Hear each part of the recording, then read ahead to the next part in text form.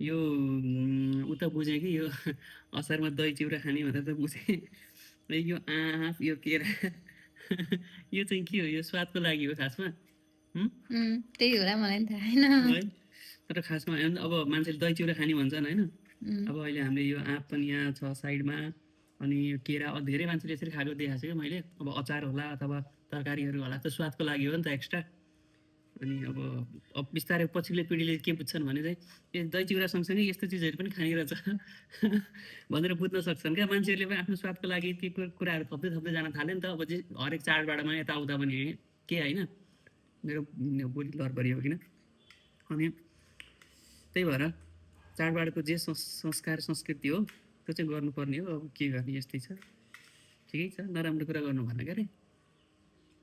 अहिले जस्तो मिठो हो कि नै? मिठो हो। दही मिठो हो? दही र चिउरा मिठो हो। मैले यो खाएको छैन है, आँप र केरा चाहिँ खाँदैछु। त्यो मिसाउने होला है। ल म तिमीले भिडियो बनाउँछु ल। तिमीले खाएको नि त देखाउनु पऱ्यो ल त।